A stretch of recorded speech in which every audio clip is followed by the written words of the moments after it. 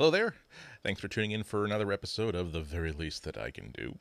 This morning, someone retweeted a picture that's been floating around for a little while. It's the picture of technology circa 1993 and then technology 2013. And, of course, has pictures of all the stuff that we used to carry around that was totally replaced by the single phone that we have in our pocket today. And it's a good comment on how great it is to live in 2013, 2014, as opposed to how it might have been 10 years ago, 20 years ago. But, okay, maybe this picture could use some annotations, because a coin has a heads and it has a tail. A bag has an inside and an outside, and there is no completely unvarnished and completely wonderful revolution that doesn't come with some downsides. I wouldn't say that it's a zero-sum proposition, that anything good happens with something that is equally bad, but as a legacy towards future generations that never grew up with the old technology that is in that first picture, let me sort of explain some things, some features that those things had that this iPhone does not have. Let's start off with the biggest object in it, the laptop, which I think is a PowerBook 190C. If any event, it's probably almost exactly like this one right here from the Anatco archives. Let's see. You have to flick this little latch to open it up, and it is, well, it's, okay, obviously not exactly the same one because that has a trackpad and not a trackball. But the basic principles that I want to talk about are exactly the same between these two. For one thing, mechanical keyboard, good thing to have. Multi-touch is great, but touching something actual is even greater. The bigger thing that I would say about this, it is hard to hold up with one hand. I appreciate that. But I want to point to these things on the back here. They're called screws, and you turn them, and this back part comes completely off, revealing what we used to call parts, which then you could do this thing called servicing. Yes, believe it or not, there was a time when things were not held together completely with glue, and there wasn't considered that if you were tried to do something hardware-wise to your hardware yourself, this thing that you own, the things that you paid for, the thing that you gave up, perhaps the good dorm single because you wanted to get the quad because that way you could afford to have a $1,500, $2,000 laptop. Yeah, see, by doing that, you can fix things yourself or take it to a third party who might be able to fix things for you a little bit cheaper. But the bigger deal is that not only could you fix things yourself, but you could also upgrade it yourself. So if a year later or 2 years later you wanted more memory, no problem, put in more memory. If a couple years later you wanted a new hard drive, a bigger hard drive, no problem, put in a new or bigger hard drive. And nowadays, whether it's a phone or a laptop, that's it. What you buy the day you buy it, particularly an Apple piece of gear, is what you have for the life of that product. So maybe not necessarily the best move forward. Who knows? Let's see. The camcorder, yeah, pretty much universally the phone is better. It takes much better video. It takes much longer video, runs longer on battery, and you don't have this big, Quasimodo hump on your shoulder. You think that you annoy people enough by holding up your phone like this when you're at a party or at a family event. Imagine how bad it was when you just are like the shark from Jaws coming in. Not too obtrusive, don't you think? Just not. No, keep doing whatever you're doing. I'm not even here. Just pretend I'm not even here. Oh, wait a minute. Battery change. However, let's also acknowledge that this was a time when to share those videos with people, you actually had to call people in. You would almost have a party or say, let's get everybody together for the next cookout. We'll all gather together and we will share this video that we saw together, as opposed to I'll post it to my Instagram and people who follow me, like my friends follow me, my fans follow, my family follow me. Maybe they'll see it, maybe they won't. So there really isn't this. It's turned family videos into something more like television than movies. There's no longer that sort of group experience that you used to have with videos. Other than that, yeah, it's a big leap forward. But let's mention this. Let's see, the camera. It's a Polaroid camera. So first of all, I'm sorry, Polaroid cameras so much more awesome than phone cameras in every way. As mechanical objects, I'm saying, as objects you hold in your hand and you press this button and it makes noises and mechanical whirring and this photo comes out and then you have to wait about 30 seconds for it to develop. It's like Jiffy Pop, another thing you probably don't understand, but Okay, microwave popcorn. Well, microwave popcorn isn't. It looks like it's on television, but it's not really entertainment. So exactly like television. Hey, it's commentary. But yeah, one thing that we should, but let's point out. So not only is it more fun, but let's talk about the photography in and of itself. I think that they were choosing the Polaroid as the thing to use as the example because you talk about these thing where you don't have to send something out to be developed. You actually have the photo itself. So yes, as a result, there was a reason why people used to shoot personal porn on that, I suppose.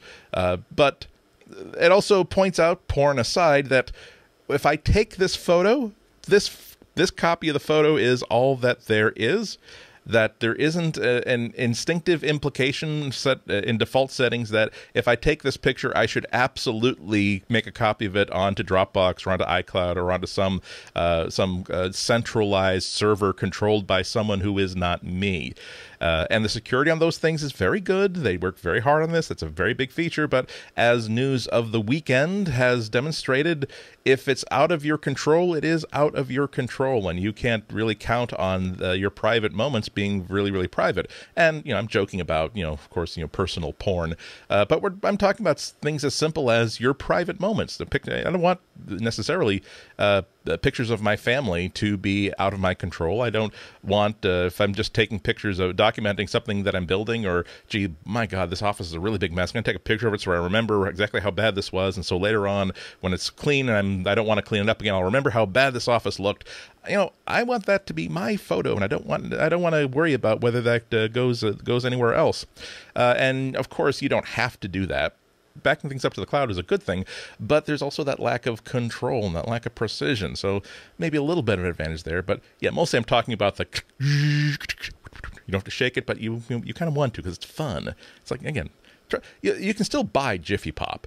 Try it. It is the awesomest, just the awesomest thing in the world. Now, let's see. Let's move on to the phone and the pager, which I think we should treat as one complete unit. Again, hard to sell the point that the phone is not better than that in every way. I will point out, however, that because the phone was so big, you didn't carry it with you unless you really had a reason to be in touch with somebody. Instead of simply having this thing that it's assumed that you're going to have it with you every single day of every single moment of your life. And the other thing is, I don't really I was certainly around, and I was pretty hip in the 80s and 90s, but I don't remember ever sitting down to lunch with somebody and they take out their pager and put it right next to right on the placemat in front of them while we're having a conversation. Maybe they might have buzzed and they'll be interrupted by something, but there wasn't the implication that of course I'm going to put this on the table, because why would I not be equally as interested in this phone as I am in you? Newton message pad.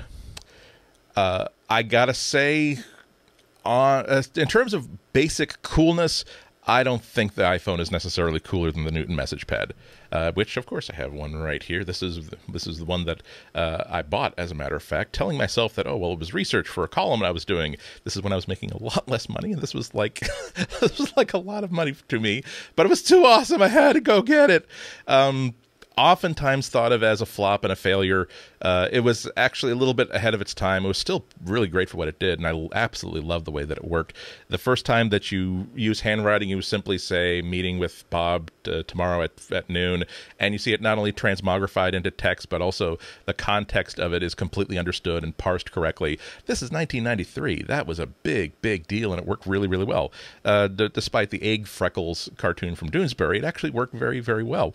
And the other thing that I will say about it is that I took this out this morning when I was planning this video, and man, it is.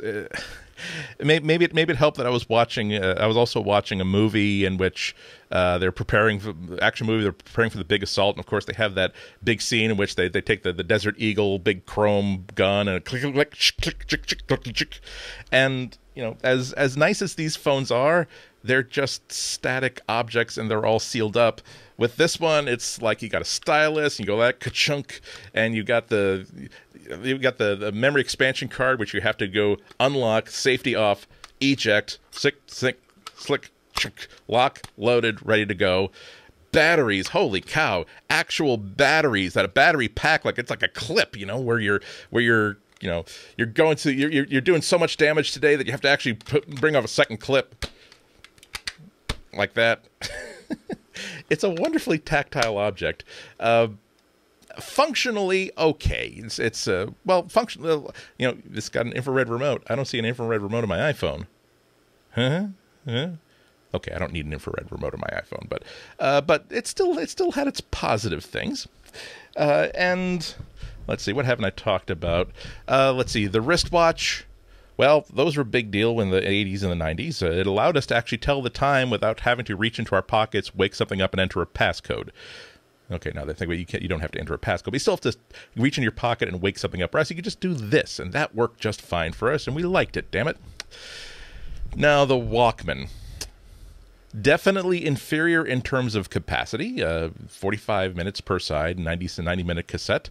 That's if you got the long playing cassette, whereas you basically can have almost every album that you've ever owned, and not even every album ever made that you didn't own, streaming through your iPhone. Duly acknowledged, that's wonderful. But let's point out that the music that I buy for that Walkman player, I own. No legal mumbo-jumbo, not yet to be determined by a higher court. I own that cassette. And if I want to give that cassette to somebody, I can give it to them, and now they own that cassette. Or if I'm at a yard sale, I can sell that cassette to somebody because as a physical object, I own that cassette and I can do whatever I want with it. Whereas over the course of God knows however long it's been since the iTunes store started up, I've spent hundreds, if not thousands of dollars on music that I don't really own. I just have a right to listen to it, and when I die, the right of these music files to be listened to by anybody dies with me. Okay, yes, I know that the people are just going to copy things off my hard drive. I have a great taste in music. I swear, when I die, definitely you want to get my music library off my hard drive, or at least. If not, then all this has been for nothing, has it? But still, let's point out that the ownership of music has changed a lot in those past 20 years, and not all for the good. That really is the whole schmear. But there's one other thing that unites all of these. Two other things that unites all of these that's an advantage to the iPhone. Number one, small matter. I can use my tape player, I can use my camera, I can use my video, I can use the computer without affecting the battery life of the phone in case, but that's a minor thing. The major thing is that wristwatch, I can tell the time without committing to 2 years of contracted service with a monthly, really expensive service plan. The cassette player, again, it looks kind of weird, but again, I can use it once I spend $50 for it, I own it. If I want to throw it away after a month, that's okay because I've already paid for it. I'm not committed to 2 years worth of payments on this thing and a $60 to $100 charge to continue to use that thing. So I'm not saying we should be taking a step backward. We should Amishify ourselves into using older technology. But let's also make sure, if you ever want to really understand why every advance is usually 5 steps forward and between 1 and 3 steps back, talk to an older fellow who had to use all that stuff and now has to use the newer stuff and see how that stuff works, because there are always little details about the pre-revolutionary times that are not necessarily the worst part of living in 1993. I have to check about what the Saturday Night Live cast was and whether Elvis Costello was still recording albums or whether he was taking his 5 years off or not. Probably 1993 was pretty good. Thanks for listening this time. Hope you watch next time, too. Cheers.